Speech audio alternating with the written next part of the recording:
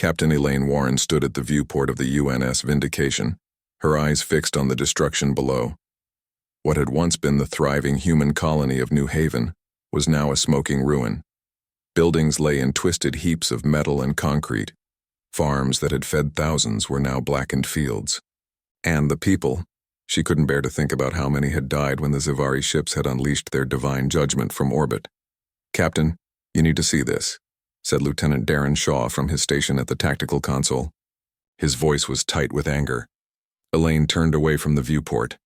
The bridge of the Vindication hummed with quiet activity as her crew worked at their stations. Though designed for war, this was the first time the ship had witnessed the aftermath of a Xivari attack firsthand. "Put it on the main screen," she ordered. The large display at the front of the bridge flickered to life, showing footage captured by drones sent to survey the damage. The images showed survivors wandering through the ruins, their faces blank with shock. Many wore necklaces with the symbol of the Xivari, a starburst with 7 points, marking them as the faithful who had been spared the worst of the attack. "They're broadcasting this across their network," Shaw explained, calling it a merciful lesson to those who question divine will. Elaine's hands tightened into fists. For nearly 30 years, the Xivari Imperium had expanded across this sector of space, approaching less advanced worlds and presenting themselves as gods. Worlds that bowed to them became blessed servants. Those that refused faced destruction. The Xivari ships would appear in the sky, unleash weapons that seemed like magic to less developed civilizations, and then demand worship. "Science officer." "Roberts, report," Elaine called out. Pamela Roberts, the Vindication's chief scientist, looked up from her station. "The energy readings match previous Xivari attacks, Captain. Their weapons leave distinct radiation patterns we can track." "And the civilian casualties?" Pamela hesitated before answering. "Initial estimates suggest 40% of the colony's population. The Xivari targeted government buildings and defense installations first, then hit residential areas that had refused to display their religious symbols." A heavy silence fell over the bridge. 6 months ago, the Xivari had arrived at Earth itself, their massive ships hovering over major cities. They had demanded that humanity acknowledge them as divine beings and rulers of the galaxy. Commander Jack Nelson, Earth's diplomatic representative, had been forced to kneel before their emissaries during the televised First Contact event.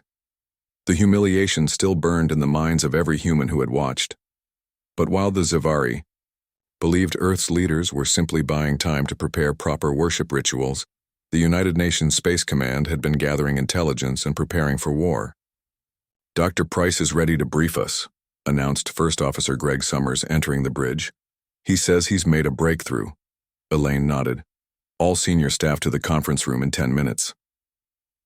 The conference room of the Vindication was designed for functionality rather than comfort. A long table dominated the center, surrounded by chairs for the ship's senior officers. Display screens covered the walls, currently showing various data about the Xivari attack on New Haven. Dr. Alan Price, a thin man with tired eyes and rumpled clothing, stood at the head of the table. Before joining the Vindication, he had been one of Earth's leading physicists. Now he was part of humanity's secret weapon against the self-proclaimed gods. "For months we've been analyzing every scrap of information about Xivari technology," Price began, activating a holographic display above the table.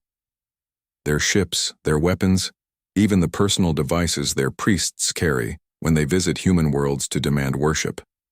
The hologram showed a Xivari ship, a sleek vessel with sweeping curves that reminded Elaine of ancient sailing vessels from Earth's history.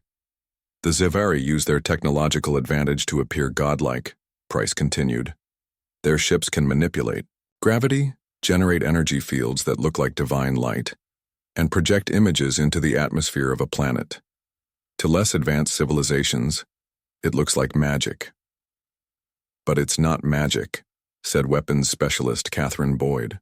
"It's just technology we don't fully understand yet." "Exactly," Price nodded.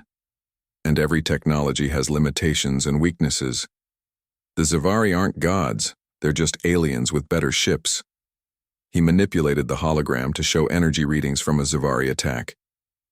Notice this pattern here? Their weapons generate a quantum resonance field before firing. It's how they achieve such precise destruction without damaging areas they want to preserve. Elaine leaned forward. And you've found a way to detect this field? Better than that. Price smiled for the first time. I found a way to reverse it. The room grew still as the implications sank in. Show us, Elaine said. Price changed the hologram to display a small device, roughly the size of a microwave oven. This prototype can detect the quantum field and generate an inverse wave pattern. In theory, it should reflect their energy weapons, back at them. In theory? First Officer Summers raised an eyebrow. We've tested it on a small scale with captured Zavari technology, Price explained. It works, but we haven't had a chance to try it against one of their ships. Communications. Director Ryan Foster spoke up. The Resistance on Meridian has been sending us intelligence. The Zavari temple ship is scheduled to make an appearance there in 3 days for what they call a blessing ceremony. It's when they demonstrate their power to reinforce their divine image. Elaine looked around the table at her senior staff. These were the people she trusted with her life and the lives of her crew. What they were considering wasn't just dangerous, it was potentially suicidal. The Zavari had destroyed entire planets that openly defied them. If we can prove the Zavari aren't gods, she said slowly, we can break their hold over dozens of worlds, not just human colonies but other species who've been forced to worship them. She stood up, making her decision. Plot a course for Meridian. Maximum stealth. We'll arrive before their ceremony and coordinate with the Resistance on the ground. As the senior staff filed out to prepare for the mission, Elaine remained in the conference room studying the hologram of the Zavari ship. For years, these vessels had been objects of terror and awe across the galaxy. Billions of beings looked up at them and saw the chariots of gods. Soon they would learn the truth. Gods didn't exist, just creatures with power and the willingness to abuse it. And Elaine Warren was about to show the galaxy that even false gods could fall. The UNS Vindication moved silently through space, its stealth systems hiding it from Zavari sensors. Inside the ship's research bay, Dr. Alan Price worked without rest. His device, now nicknamed the God Killer by the crew, sat on a workbench, surrounded by tools and spare parts. Will it really work against their main ships? Asked Lieutenant Shaw as he entered the lab. Dr. Price looked up from his work. Dark circles had formed under his eyes from lack of sleep. In theory, yes. Their weapons use the same basic principles, just at different scales. The bigger the energy they send out, the more we can send back at them. Shaw nodded, though doubt showed on his face. The captain wants an update. We'll reach Meridian in 12 hours. Tell her it will be ready, Price said, turning back to his work. It has to be. In her private quarters, Captain Elaine Warren studied maps of Meridian. The colony had been one of the first to fall under Zavari control 3 years ago. Now most of its 2 million human settlers lived under strict religious laws imposed by their alien gods. A knock at her door interrupted her thoughts. Enter, she called. First Officer Greg Summers stepped inside carrying a datapad. We've made contact with the Resistance leader on Meridian. His name is Frank Martinez. Elaine took the pad and looked at the image of a man with a weathered face and determined eyes. What's his situation? His group controls parts of the underground tunnel system beneath the main city. They've been gathering intelligence on Zavari movements and helping people who refuse to worship. Can they disable the planetary defense? Grid when we need it? Summers nodded. Martinez says they have people inside the control center. They'll create a blind spot for us to approach through. Elaine studied the rest of the information. The Resistance was small but organized. They had managed to stay hidden by using old mining tunnels not on any official maps. The Zavari temple ship will arrive in 18 hours, Summers continued. They're planning a big ceremony to mark the 3rd anniversary of Meridian's divine blessing, their term for conquest. Perfect timing for us to show everyone what their gods are really made of, Elaine said. On Meridian, Frank Martinez moved through the shadows of the underground tunnels. The walls were damp and the air smelled of earth and mold. Behind him walked 5 members of his resistance group, carrying weapons hidden under their clothes. "Remember," he said quietly, "we need to reach the control center without being seen. Maria's team will create a distraction near the temple district." The others nodded. They all wore the Zavari religious symbols as disguises, small necklaces, with the 7-pointed star that marked them as faithful followers. The sight of it made Frank sick, but it allowed them to move freely above ground. "The off-world ship sent a message," said one of his companions, a younger man named Peter. "They're really going to challenge the gods?" Frank stopped and turned to face the group. "They're not gods, Peter, they're just aliens with advanced technology. And yes, the UNS Vindication is going to prove that to everyone." Peter looked unconvinced. "I've seen what they can do. The lights from the sky, the way they can make people float in the air during their ceremonies. How can that not be divine power?" "Manipulated gravity fields and directed energy," Frank replied. "Just science we don't understand yet. But other humans do, and they're bringing the fight to the Zavari." They continued through the tunnels until they reached a ladder that led up to a maintenance hatch. Above them was the central control facility that managed Meridian's communication and defense systems. "Get ready," Frank whispered. "Once we take control, we'll only have a short window before the Zavari notice something's wrong." Back on the Vindication, Laura Hayes, the ship's AI specialist, worked at her station on the bridge. Her fingers moved quickly over her console as lines of Zavari code scrolled past. "I've decrypted more of their communications," she announced. "You need to see this, Captain." Elaine moved to stand behind her. "What did you find?" "Internal messages between their ships. There's a split forming among the Zavari leadership." Laura highlighted sections of text. "This group, led by someone called Subdivine Vex Mora, is questioning their mission. They're asking if forcing worship from lesser beings is truly divine behavior. Religious doubt among gods?" Elaine raised an eyebrow. "That could be useful. The main leader, they call him the Divine Ascendant Shorthal, has threatened to punish any who question the divine right to rule." "So they're fighting among themselves," Elaine said thoughtfully. "That might give us an advantage." "Science officer." Pamela Roberts joined them. "The Zavari aren't a natural religious species. From what we've gathered, they only started claiming godhood after discovering less advanced civilizations. Before that, they were explorers and traders." "Power corrupts," Elaine said, "and claiming to be a god is the ultimate power trip." The bridge fell silent as the main screen showed their approach to Meridian.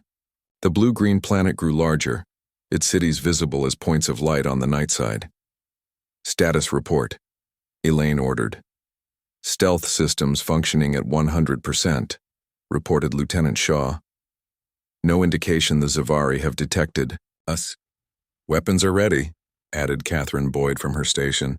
"Dr. Price's device is installed and operational." "Communications with the ground resistance established," said Ryan Foster. "They're moving into position now." Elaine took her seat in the command chair. This moment had been coming since the day Jack Nelson had been forced to kneel before the Zavari on Earth. Humanity had played along, pretending to accept the aliens as divine beings, all while preparing for this day. "The temple ship has entered the system," Shaw announced. "It will reach Meridian orbit in 30 minutes. Elaine opened a channel to the entire crew. "This is the captain speaking. For too long, the Zavari have terrorized human colonies and other worlds. They've claimed to be gods, demanding worship and killing those who refuse. Today we show the galaxy the truth." She paused, looking around at her bridge crew. Each face showed determination and resolve. "We may be outgunned, but we have something. The Zavari don't understand. We refuse to kneel to false gods. Prepare for battle stations. Warren out." As the Vindication moved into position behind Meridian's moon, Elaine recorded what might be her final log entry. "We're about to challenge gods, but I suspect we'll find they bleed just like the rest of us." The Zavari temple ship entered Meridian's orbit like a giant predator. Its golden hull gleamed in the sunlight, shaped like a 7-pointed star. Smaller ships flew around it like faithful servants. From the surface of the planet, millions of people looked up at the sky, some in fear and others in false worship. "They're beginning their broadcast," said Communications Director Ryan Foster on the bridge of the Vindication. "Standard boo before your God's message on all frequencies." Captain Elaine Warren watched the temple ship on the main screen. The Vindication remained hidden behind Meridian's moon, waiting for the perfect moment to strike. "Any word from our people on the ground?" she asked. "Martinez reports they've taken control of the defense grid station," Foster replied. "They're ready to create a blind spot for our approach when we give the signal." Elaine nodded. "Tell Dr. Price to make his final checks on the device. We'll only get one shot at this." In the weapons bay, Dr. Alan Price ran through the startup sequence for his God-killer device. The machine hummed to life, its core glowing with blue energy. This small box contained humanity's best hope against the Zavari deception. "All systems nominal," he reported through the comm system. "The device is tracking the quantum signature of the temple ship. We're locked on."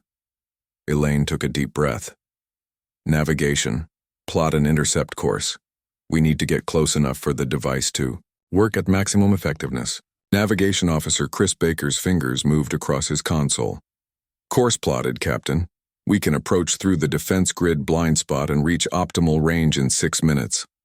"Weapons ready," reported Catherine Boyd.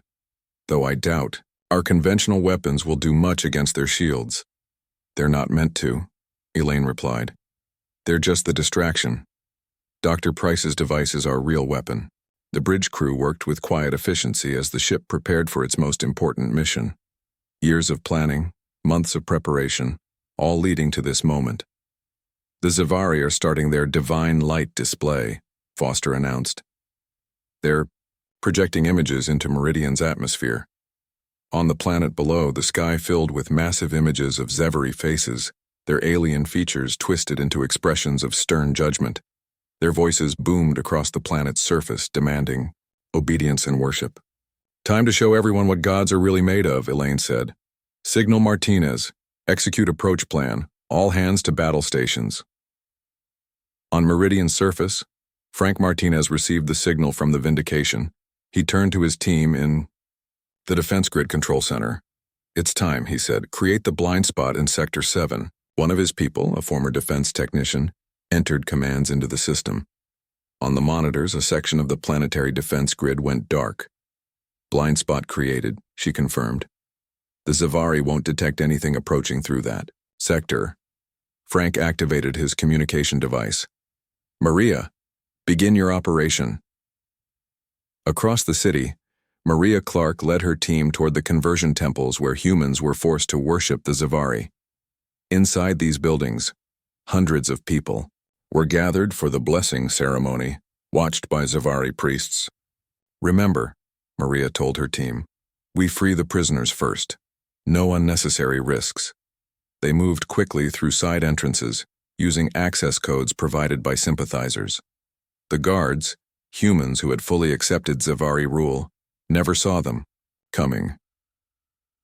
The UNS Vindication moved silently through the defense grid blind spot, accelerating toward the temple ship.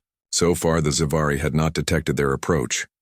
1 minute to optimal range, Baker announced. "Arm conventional weapons," Elaine ordered. "Prepare to drop stealth field on my mark."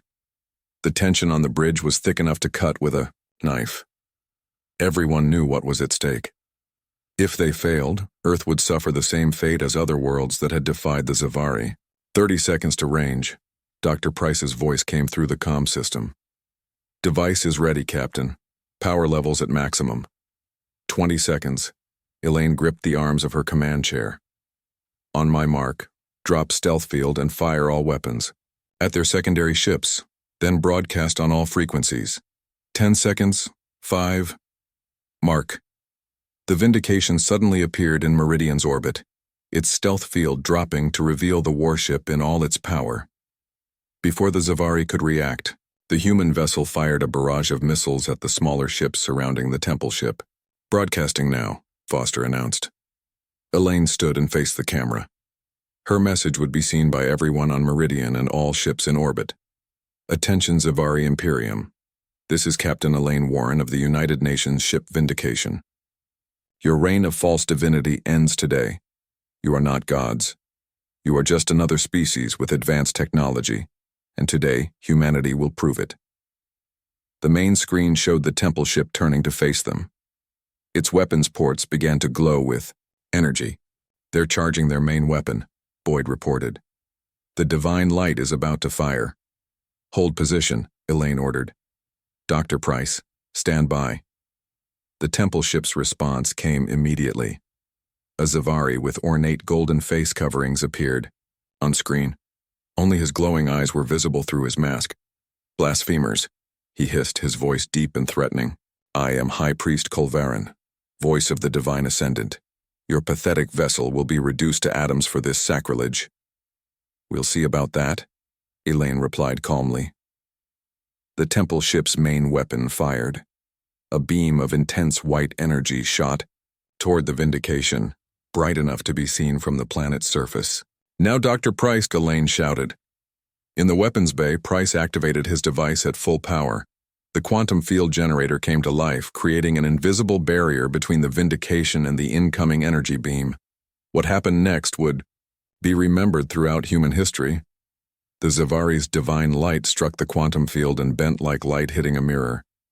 The energy beam curved back toward its source, striking the temple ship's own hull. A massive explosion bloomed. On the side of the Zavari vessel, sections of its golden hull peeled away, venting atmosphere and debris into space. On the bridge of the Vindication, the crew watched in stunned silence. Then weapons specialist Boyd found her voice. It worked. Their divine light is just energy, and energy can be redirected. The temple ship listed to one side, emergency systems trying to contain the damage. Smaller explosions continued along its hull where the beam had cut through its supposedly impenetrable shields. On the main screen, High Priest Colvarin's face reappeared. His golden mask was cracked, dark blue blood seeping through from a wound underneath. What have you done? He demanded, his voice now lacking its godlike confidence. Proven you're not gods, Elaine replied. Just conquerors with better technology. And now humanity has caught up. She turned to Foster. Broadcast the video of their ship being damaged by their own weapon. Send it to every planet in the sector, especially those under Zavari control. Already done, Captain, Foster confirmed. The Zavari fleet is in disarray. Some ships are retreating, others seem to be fighting among themselves. Elaine sat back in her command chair, watching as the myth of Zavari divinity began to crumble before her eyes. And that, she said quietly, is how gods fall. Chaos erupted across Meridian as the truth spread. On screens everywhere, people watched the damaged Zavari temple ship leaking blue fire into space. The same gods who had demanded worship were now scrambling to repair their vessel. The same beings who had claimed divine power were now bleeding and dying. On the surface, Frank Martinez led his resistance fighters through the streets. No longer hiding, they moved openly, calling for people to rise up against their false gods. Look up at the sky, Frank shouted to a crowd gathered in the main square. See your gods bleed. They are not divine. They are aliens with ships and weapons, nothing more. Some people ran in fear. Others stood frozen in shock.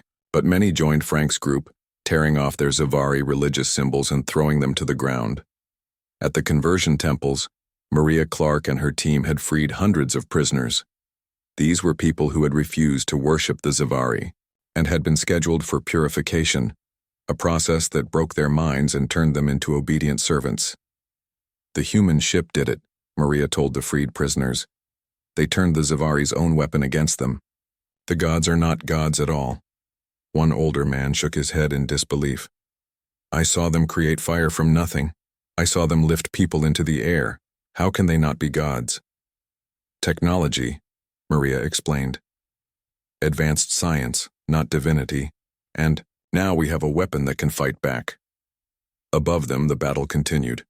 The UNS Vindication moved in a tight pattern around the damaged temple ship, avoiding fire from the remaining Zavari vessels. Each time the Zavari fired their energy weapons, Dr. Price's device reflected the power back at them. On the bridge of the Vindication, Captain Elaine Warren received an unexpected communication. Captain, we're getting a transmission from inside. The temple ship, Ryan Foster reported. But it's not from High Priest Colvarin. It's from someone called Subdivine Vexmora. Put it through, Elaine ordered. The main screen showed a female Zavari. Unlike Colvarin, she wore only a simple face marking rather than an ornate mask. Her skin was pale blue, and her eyes lacked the artificial glow that the higher priests engineered to appear more godlike. "I am Vexmora," she said. Her voice was clear and lacked the deep, booming quality the priest used when speaking to humans. "For too long, I have watched my people lie to yours and others. The Divine Ascendant has betrayed our original mission of peaceful contact." "Why are you contacting us?" Elaine asked cautiously. "Because your actions today have confirmed what some of us have argued for years. We are not gods. We never were, and claiming divinity has corrupted us."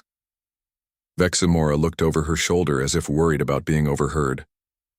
"There is fighting inside the temple ship. Those loyal to the Divine Ascendant Shurthal are battling those of us who want to end the false religion." Lieutenant Shaw spoke quietly to Elaine. "This could be a trick, Captain, a way to get us to lower our guard." Elaine considered this possibility. "If you truly want peace, prove it. Order the remaining Zavari ships to stand down." "I cannot command the entire fleet," Vexmora replied, "but I control 3 ships that have joined my cause." As she spoke, 3 of the smaller Zavari vessels moved away from the battle and took positions that were clearly non-threatening. "Captain, ground forces. Report that Zavari priests are fleeing the main temple on the surface," Foster announced. "Some are being helped by humans, others are being attacked by angry crowds." Elaine made a quick decision. "Foster, broadcast to all of Meridian. Tell them not to harm Zavari civilians. This is not about revenge, it's about freedom." She turned, back to Vexmora on the screen. "If you're serious about ending this deception, we can work together for a peaceful transition. But first, the Divine Ascendant must surrender." "That may not be possible," Vexmora said. "Shurthal has retreated to the inner sanctuary with his most loyal followers. They would rather destroy the temple ship than admit they are not gods." As if to confirm her warning, a new explosion rocked the temple ship.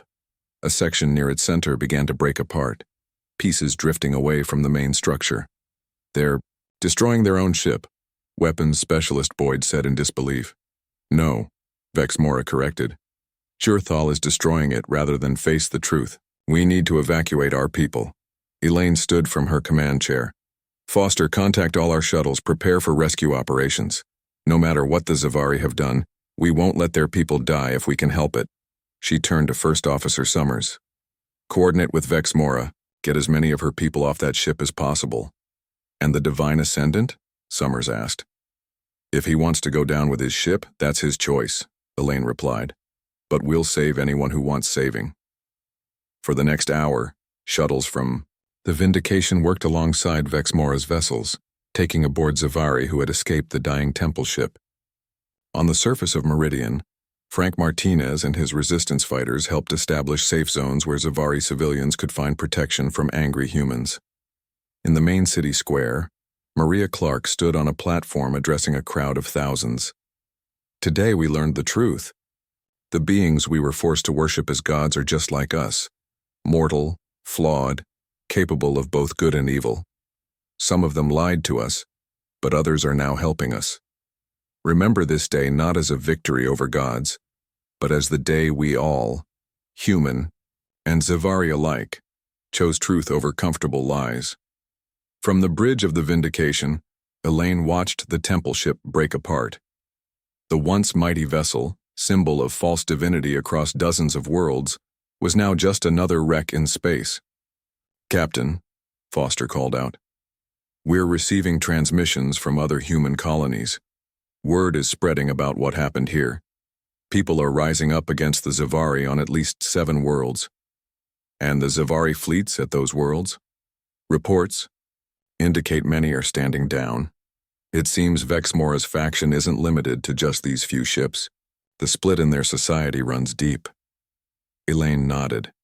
She had expected resistance, not revolution. But perhaps this was better. A chance for both species to start again, without lies between them. "Captain, Science Officer Roberts approached, with a data pad. I've been analyzing information from Vex Mora. The Zavari weren't always like this. Before they started claiming godhood, they were explorers, scientists. Their society changed when they discovered how easy it was to control less advanced civilizations through fear and worship. Power corrupts, Elaine said. Even aliens aren't immune to that. She looked at the screen showing Meridian below, where humans and Zavari were beginning the difficult process of building a new relationship based on truth rather than worship. The hardest part, she said quietly, is still ahead of us. 3 weeks after the Battle of Meridian, Captain Elaine Warren stood in the Great Hall of the United Nations headquarters in New York. Sunlight streamed through tall windows, illuminating the gathered dignitaries from Earth and its colonies. At the center of the hall, a large table had been set up for a historic moment. On one side stood human representatives, led by Admiral Henry Blackwood of Earth's Defense Forces. On the other side stood a delegation of Zavari, led by Vex Mora. The contrast between them was striking. Where once the Zavari had worn elaborate robes and golden masks to appear godlike, now they dressed in simple diplomatic attire. Their natural blue skin and silver eyes were visible to all. "Let us begin," said the UN Secretary-General, stepping forward with a document in hand. "Today we sign the Treaty of Acknowledgement, marking a new chapter in relations between our species." Elaine watched from her position among the military officers. Her crew from the Vindication had been given front-row seats at this historic event. Dr. Alan Price stood nearby, looking uncomfortable in his formal uniform but smiling slightly at the sight of his God-killer device now displayed in a glass case as a museum piece. The Secretary-General read the first line of the treaty. "We acknowledge that no species holds divine right over another." Those simple words represented a complete reversal of the Zavari's previous stance. For decades, they had claimed godhood over dozens of species across this sector of space. Now they officially renounced that claim. Vex Mora stepped forward to sign the document. "On behalf of the Zavari Provisional Government, I sign this treaty. We ask forgiveness for the deception our previous leadership imposed, and we look forward to honest relations between our peoples." Admiral Blackwood signed next. "On behalf of Earth and its colonies, I accept this treaty. We recognize that the actions of the Divine Ascendant do not represent all Zavari, and we welcome this new beginning." The room erupted in applause, though Elaine noticed not everyone joined in. Some human representatives from colonies that had suffered under Zavari rule sat with arms crossed. Trust would take time to build. After the ceremony, Elaine found herself face to face with Vex Mora in a quiet corner of the reception hall. "Captain Warren," the Zavari said with a small bow, "I owe you my personal thanks. Without your actions, our society might never have broken free from the corruption of false divinity. Your people have paid a high price for that freedom," Elaine replied. "How goes the transition?" Vex Mora's silver eyes clouded slightly. "Difficult. The Zavari Imperium has fractured. Many worlds have rejected our provisional government. The hardliners who still cling to claims of godhood have retreated to our homeworld and several strongholds. Civil war may be inevitable. And the other species that were under Zavari control, most have expelled all Zavari from their worlds regardless of political faction. We cannot blame them." Vex Mora looked out the window at the New York skyline. "It is strange. For so long our leaders told us that claiming godhood was necessary to maintain order. Yet it was that very claim that has brought chaos to our civilization." Elsewhere, in the reception, Dr. Price was surrounded by scientists eager to learn about his quantum field technology. Though he had developed it as a weapon, he was already working on peaceful applications. The principles behind the device could revolutionize energy production, he explained to the group. "If we can reflect and redirect energy with such precision, we might solve power generation problems across human space." For his work, Price had received the Nobel Peace Prize, though he insisted the real credit belonged to the entire Vindication crew. The award committee had recognized that his technology had ended a conflict that might otherwise have cost billions of lives. Near the refreshment table, Frank Martinez and Maria Clark were being introduced as Earth's first ambassadors to liberated Meridian, After helping the colony establish a democratic government, they would represent Earth's interests as the planet rebuilt. The hardest part has been helping people process their anger, Maria explained to a reporter. Many still want revenge against all Zavari, not just those who claim to be gods. We're establishing truth commissions, Frank added, places where people can tell their stories of life under Zavari rule. It's the first step toward healing. As the reception continued, Lieutenant Darren Shaw approached Captain Warren with a data pad. New intelligence reports, Captain. Thought you'd want to see this right away. Elaine took the pad and studied the information. Across the galaxy, species that had been under Zavari control were rising up. Some were peacefully transitioning to self-government with help from Veximora's faction. Others were violently expelling all Zavari from their worlds. It's spreading faster than we anticipated, Shaw said. The Vindication's victory at Meridian has become a symbol. Groups on dozens of worlds are using our ship's name as a rallying cry. Elaine handed the pad back to him. And the Vindication itself? How are the repairs coming? Nearly complete, Captain. The ship will be ready for its new mission within days. That new mission would be exploration rather than warfare. The vessel that had broken an empire would now lead humanity's renewed push into the stars. Not as conquerors, but as explorers seeking peaceful contact with other civilizations. Later that evening, Elaine stood alone on a balcony overlooking the city. The UNS Vindication was visible in the distance, docked at the orbital station above Earth, its hull gleaming in the sunset. First Officer Summers joined her. "Quite a view," he said. "Quite a 3 weeks," she replied. "Sometimes I still can't believe we pulled it off." "What happens now, Captain? With the Zavari Empire broken, there's a power vacuum across this sector of space." Elaine considered the question. "Now comes the hard part. Building something better in its place. A community of worlds where no species claims dominion over another." "You think that's possible?" Summers asked. "After everything we've seen." "I have to believe it is," Elaine said. "Otherwise, we've just replaced one group of false gods with another." As night fell over Earth, lights began to appear in the city below. To Elaine, they looked like stars, each one representing people living their lives free from the shadow of false gods. The battle had been won, but the greater challenge lay ahead, ensuring that no species, human or alien, ever again claimed divine right over another. The ship that had broken an empire had also broken chains of false worship for countless beings, proving that humanity's greatest strength wasn't technology, but the refusal to kneel before those who claimed to be gods. "No gods," Elaine said softly. "No masters. Just us, facing the universe together." The phrase had begun among her crew but was spreading across human space and beyond. Not a declaration of war, but a promise of freedom. A reminder that in a vast and ancient universe, the greatest power wasn't divinity, but truth.